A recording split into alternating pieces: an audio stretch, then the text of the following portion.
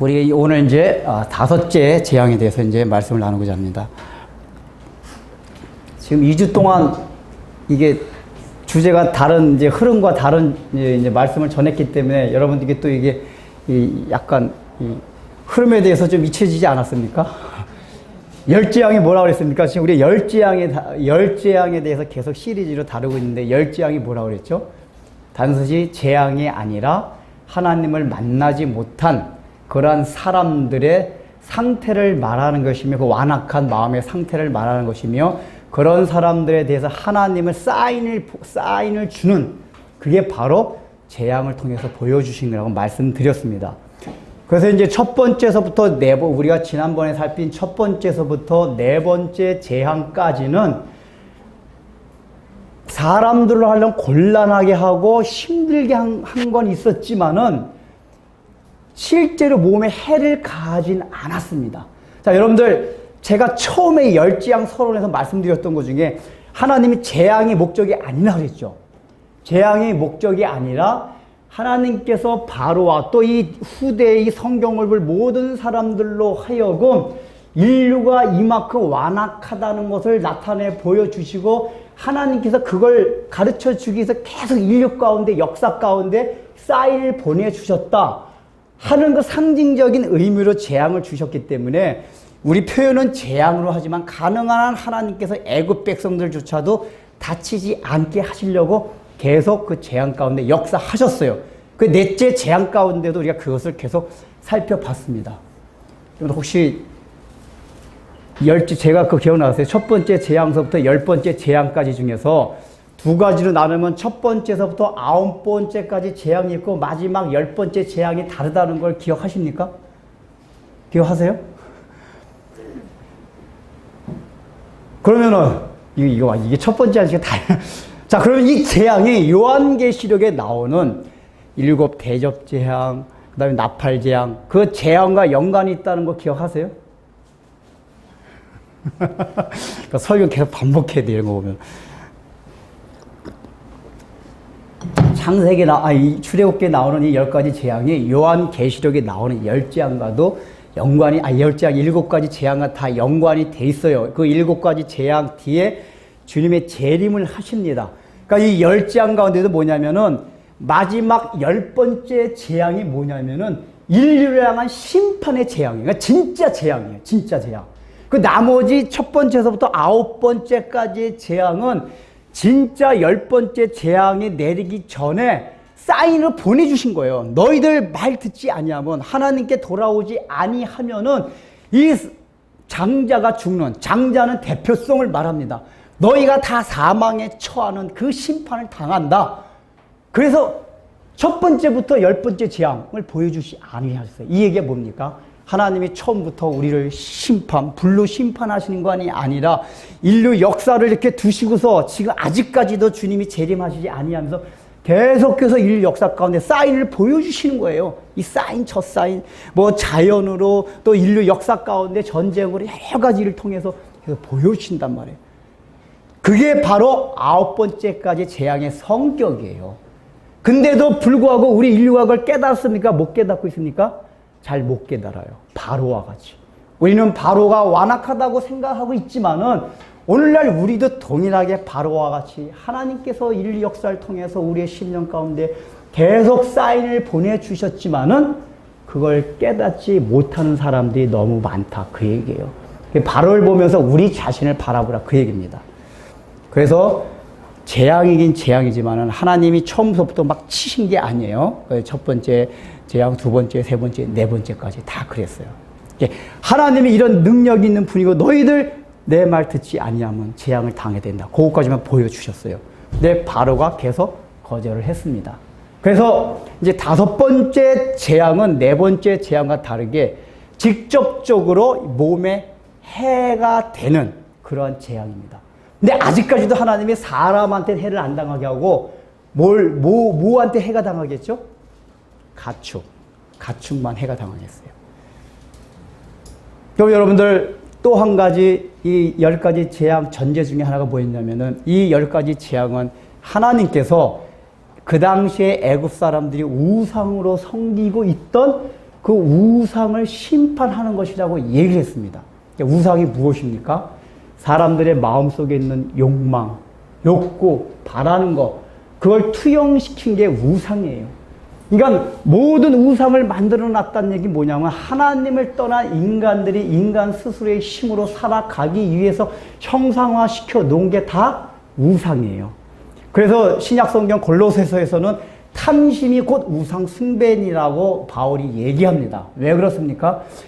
하나님을 떠나서 하나님의 명령에 합당하지 아니하게 먹는 모든 마음들이 욕심이에요.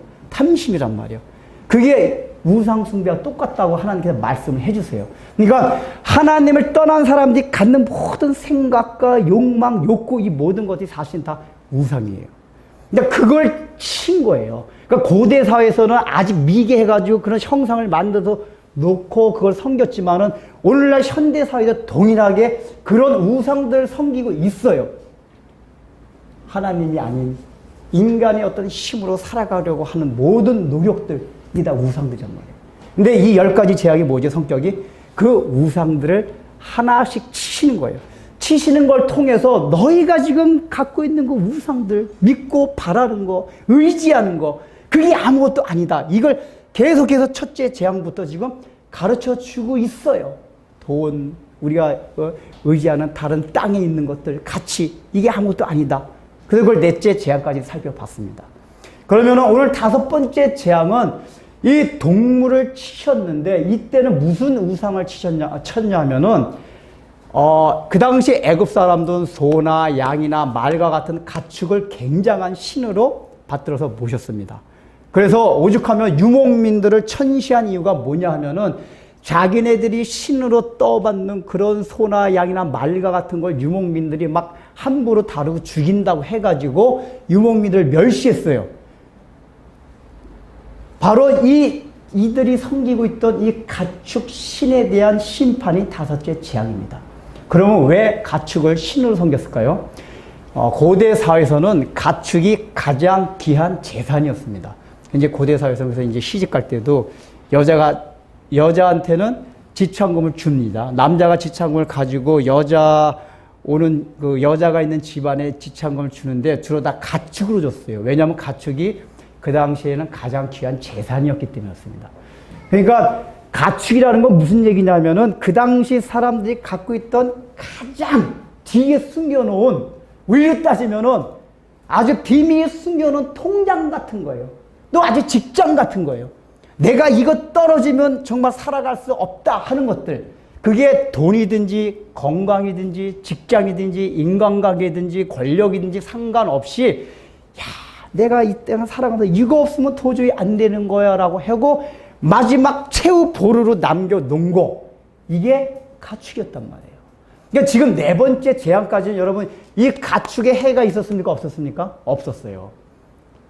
나일강이 피로 변하는 거, 개구리 재앙, 땅에 티끌이 먼지가 이로 변하는 거, 파리 재앙까지는 그냥 사람들이 좀 귀찮고 일상생활에 있어가지고 좀 이렇게 곤란을 겪었을 뿐이지 자기가 가장 귀하게 생각하는, 보루로 생각하는 가축에 직접적으로 해가 되지 않았습니다. 그런데 이번엔 직접 그게 해가 되는 거예요. 자기네 섬기고 있던 소와 양과 말, 거기에 전염병이 돌기 시작하는 겁니다. 이 얘기가 무엇입니까? 하나님께서는 이제 5번째 재앙째, 너희가 그토록 마지막 보루로 남겨있던 그것조차로도 살아갈 수 있는 게 아니다. 오직 여호와 하나님의 능력으로 살아가는 거다 하는 걸 보여주기 위해서 그 소의 신 아피스, 그러니까 이제 소의 소 형상을 만들어 놓고 섬기는 우상의 이름이 아피스였어요. 아피스. 그 아피스를 섬겼어요. 그래서 이스라엘 백성들도 광야에 나가가지고 금송아지 만들어 놓고 우상을 섬기잖아요. 왜 이스라엘 사람들이 그 많은 우상 가운데 금송아지를 만들었냐 하면은 금송아지, 소가 애굽의 우상 가운데서 굉장히 대표적인 우상이었어요. 그만큼 애굽 사람들이 가장 귀하게 여기고 일반적이고 또 가장 힘이 있는 그런 상징적인 게 송아지, 그거였단 말이에요. 그래서 이 소신을 친 거예요.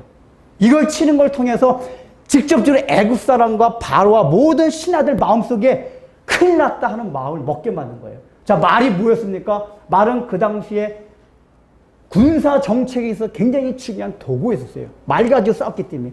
기병이 강해야지만 세계를 제압할 수가 있었어요. 그러면 소는 뭡니까? 소나 나귀는 다 농사로 필요한 것들이었어요. 그러니까 이게 다 죽게 되면은 국가, 경제, 국방, 이게 다 마비가 돼버리는 거예요. 그러니까 바로로 생각할 때도 가축이 다 죽게 되면은 사람은 죽지 않았지만은 국가의 모든 시설과 모든 운영이 싹 마비가 되는 거예요. 그 당시에 가축이 다 죽게 되면. 굉장히 큰일 난 걸 느낄 수밖에 없는 그런 상황이란 말이에요. 사람은 죽지 않았지만은 가축이 죽는다는 게 그런 의미였습니다. 이런 걸 통해서 바로로 하여금 깨달아라 그 얘기예요. 근데 바로가 깨닫지 못했습니다. 오늘날 우리는 어떻습니까? 여러분들 마음속에 여러분들 딱 보루, 마지막 보루로 생각하고 남겨둔 그런 것이 없습니까? 나는 하나님이 없어도 이거는 없으면 안 돼. 이런 것이 없습니까? 어떤 사람들은 그게 연금이 그렇대, 연금. 나는 다 해도 연금 아니면 나는 이제 늙어서 어떻게 살아가냐. 아, 이게 충분히 이해는 돼요. 집사람도 가끔가다 그런 거 얘기를 하는 거 보면은, 우리 아무것도 없는데, 아, 물론 여러분들 보고 연금 들지 말라, 이런 얘기가 아닙니다. 이거 오해하시면 안 돼요. 우리의 마음 자세가 하나님이 아니라 뭔가 마지막 보루를 남겨놓고, 이거 없어지면 난 큰일 나.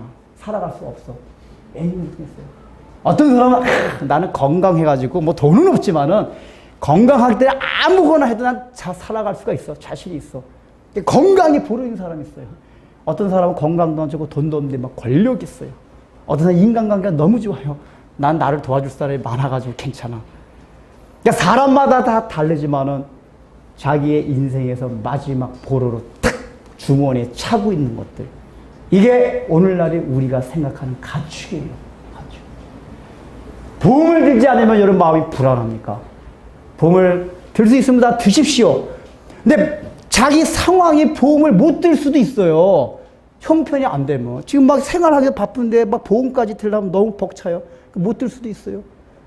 근데 오늘 현대인들은 그런 거 못 들면 불안해요. 불안해 한다는 건 그게 보루란 얘기예요. 들지 말란 얘기가 아니라 상황이 못 들게 돼서 못 들었으면 아무것도 아니에요. 왜냐하면 우리의 최후 보루는 하나님이기 때문에 그렇단 말이에요. 어떤 사람은 집이 보루예요. 집이. 우리나라 사람도 집이 보루예요. 집이. 내가 다른 건 다 내도 집은 절대 안 돼.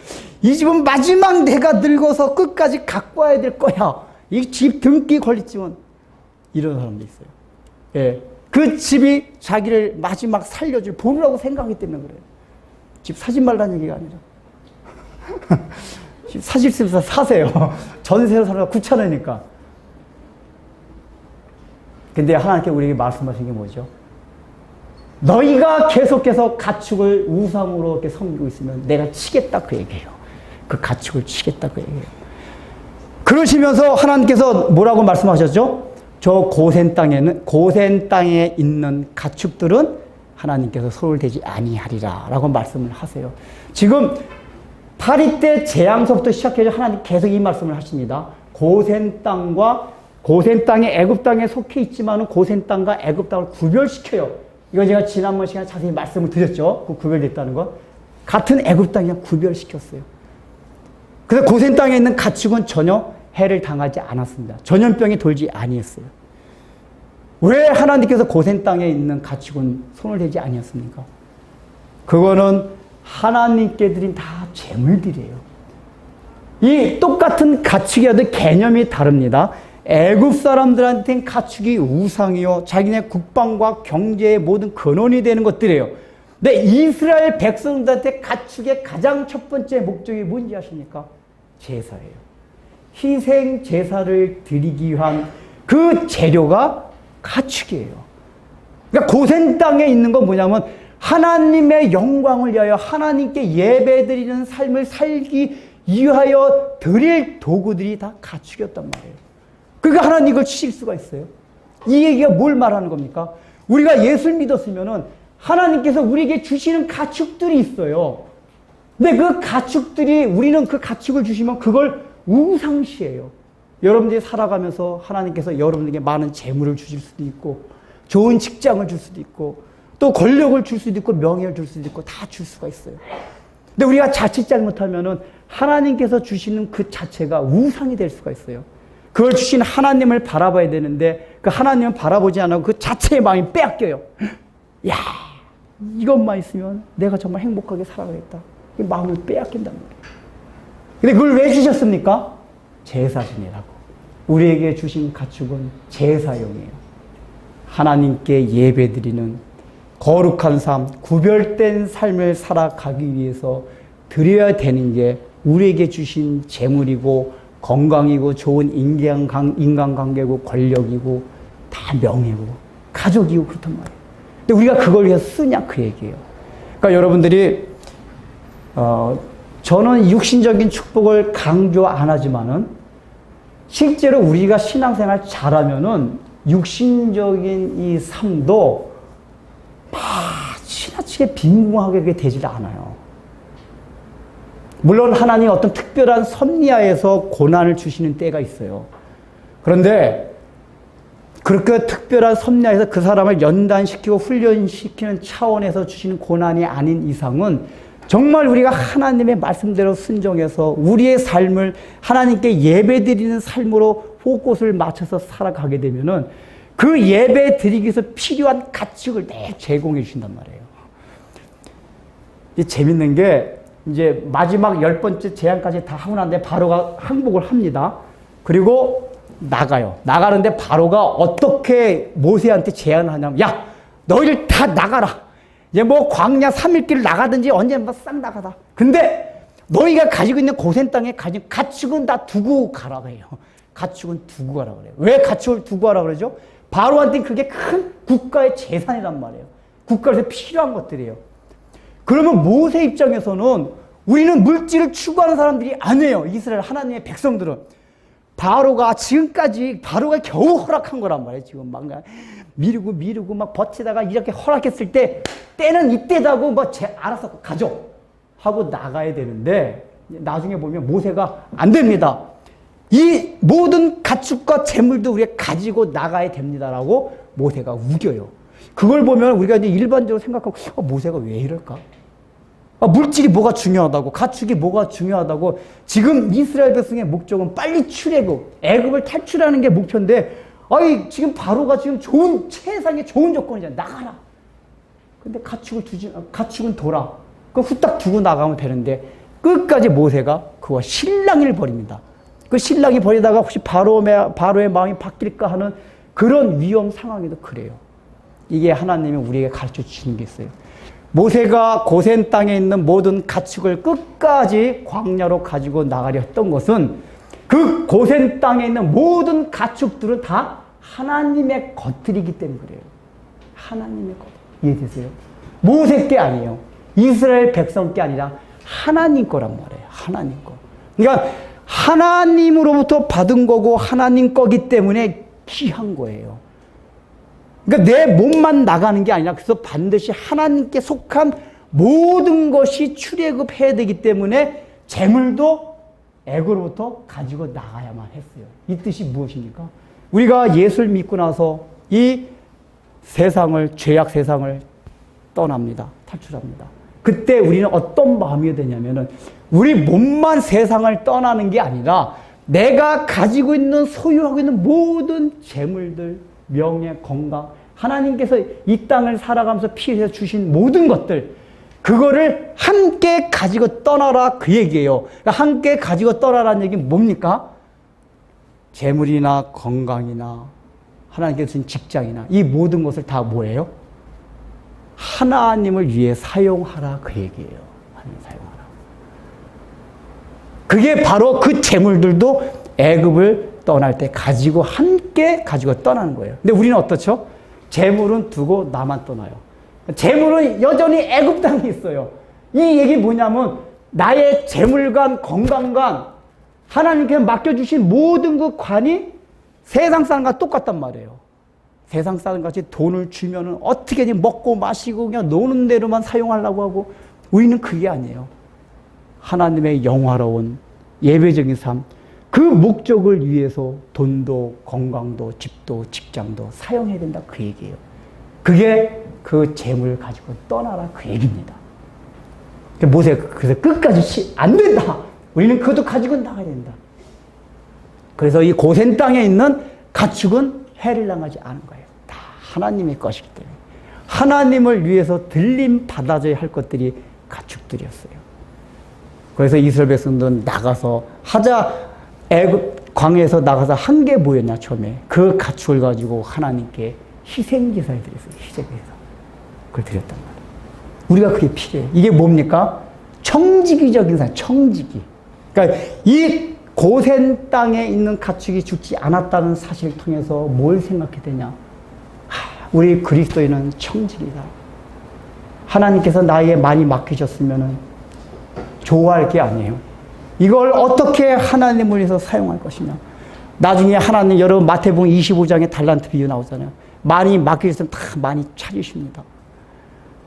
그러니까 저는 제가 이 원리를 알기 때문에 하나님 뭐 저한테 재능 많이 주시고 돈 많이 이런 기도 절대 안 해요. 왜냐하면 제가 그걸 알아요. 제 인간의 본성이 돈이 많고 시간이 많고 건강이 좋으면은 인간의 본성은 그걸 청지기적으로 내가 이걸 정말 하나님을 위해서 사용하겠다 이것보다는 내 정욕을 위해서 사용하는 대로 더 많이 사용하려고 그래요. 목사인데도 그래요. 여러분도 오죽하겠어요. 그래서 저는 하나님 가능한 많이 주지 마세요. 저 그거 감당하기 힘들어요. 진짜입니다. 나중에 하나님 심판 때 그거 다 따질 텐데 너 많이 줬는데 그거 가지고 다 뭐 했냐? 제사 지내는데 사용했냐? 아니면 애굽 사람들과 같이 그 군사적인 목적, 경제적인 목적 거기에 사용됐냐라고 하나님께 물으실 거란 말이에요. 이제 어떤 때 저도 막 자신이 없을 때가 있어요. 여러분은 뭐 돈 많이 벌고 좋은 집 갖고 좋은 직장 갖고 이게 복인 것 같지만 꼭 복도 아니에요. 사실은. 잘못 사용하면은 나중에 하나님 앞에 그만큼 책망이 크단 말이에요. 아니, 우리 기독교는 그러니까 윤리적으로 조금 더 바르게 살고 이런 차원을 넘어서는 거예요. 이제 아직까지 신앙생활 처음 한 사람도 무슨 뭐 기독교는 뭐 이렇게 우리가 다 그렇잖아요. 우리 인간은 다 좋은 직장, 많은 돈, 좋은 집 다 이걸 원하는데 지금 제가 설교한 계속해서 이런 걸 막 저기해요. 듣기 저도 참 부담스러워요. 근데 기독교는 뭐냐? 그 세상의 가치를 다 두는 거예요. 세상의 가치를. 그게 좋은 게 아니다 그 얘기예요. 근데 중요한 건 뭐예요? 하나님께서 우리가 그 마음가짐이 있으면은 우리 영영 내에 있는 가축들을 죽이지 않습니다. 여러분 돈을 벌어가 아무리 돈을 많이 벌면 뭐예요? 뒷문으로 나가면 다 소용이 없어요. 조금 벌어도 뒷문으로 나가질 않아야 돼요. 많이 벌어놓고 그냥 깨지는 게 많아가지고 다 날아가면 어떡해요? 여러분 우리 고센 땅 안에 있는 가축들이 죽지 않도록 해야 돼요. 그러려면 어떻게 하죠? 우리 마음에 하나님 이 가축은 하나님의 것입니다. 이 고백이 있고 이 고백이 삶 가운데 녹아져 있어야 돼요. 그럴 때 우리 영역 안에 있는 가축들이 죽지 않아요. 죽지 않아요. 그걸 깨달으셔야 돼요. 그래서 오늘 이 5째 재앙을 통해서 우리에게 가장 귀하게 생각하는 보루가 있다면 다 내려놔야 됩니다. 그 우상을 다 깨야 됩니다. 하나님, 내가 그게 없어도 나는 오직 하나님을 신뢰함으로 하나님을 의지함으로 살아가는 자입니다. 여러분 이게 그리스도인들한테 굉장히 중요한 고백이에요. 이게 아담 동산에서 아담화가 처음에 타락했을 때 나타났던 게 뭐였죠? 하나님으로부터 공급되어지는 것이 아니라 인간으로부터 공급되어지는 것부터 살기 시작한 게 첫 번째 죄였단 말이에요. 이게 굉장히 힘들어요. 이 애굽의 바로가 이 마음이 완악하다는 얘기는 그런 걸 깨는 게 너무 힘들다는 얘기예요. 지금 이 얘기는. 그 우상이 깨어지질 않아요. 그러니까 우리가 하나님을 떠나가지고 우리 인간이 내가 주인이 돼서 내가 왕이 돼서 살려고 하는 그게 굉장히 그걸 깨는 게 힘든 겁니다. 이 9가지 재앙을 통해서 하나님 그걸 보여주시는 거예요. 하나님 왜 9가지 재앙까지 갔냐면 너희들이 그렇다고 해요. 바로 갔다 그 얘기예요. 계속 안 돼요. 그러다가 마지막 10번째 재앙까지 가는 거예요. 우리 인류가 그런 거예요. 계속 보여주세요. 인류 가운데 계속. 이게 아니다, 아니다. 제가 네 번째 재앙까지 하면서 얘기해 줬잖아요. 철학자들을 통해서, 현인들을 통해서, 야, 돈을 많이 벌어봐도 결국은 허무하구나. 권력을 취해봐도 권력 무상하구나. 그런 현인들이 계속 가르쳐줘요, 우리들한테. 재앙, 사인을 준단 말이에요. 근데 우리는 깨닫지 못해요. 그걸 깨닫고 10번째 재앙 전에, 지옥의 심판이 있기 전에 깨달아야 되는데 그걸 못해요. 그게 우리예요. 그러니까 바로 보고 욕할 게 없어요. 여러분들 가장 귀하다고 뒷주머니에 숨겨놓은 거 있으면 빨리 다 내놓으세요. 이제 다 꺼내세요. 뒷주머니에 숨겨놓은 것들 호주머니에 딱 차고, 하나님 나 이거 못 내놔. 이건 안 돼요. 이거 다 내놓으세요. 그거 가지고 있어. 어차피 다 전염병으로 다 죽어요. 내놓으세요. 내놓고 하나님 것이라고 고백하시고, 그것들을 하나님을 위해서 청지적인 직분을 가지고 살아가십시오. 그러면 우리의 가축은 줄어들지 아니할 것이며 전염병이 돌지 아니하고 건강하게 그렇게 풍성해질 겁니다. 이게 그리스도인의 삶입니다. 기도하겠습니다.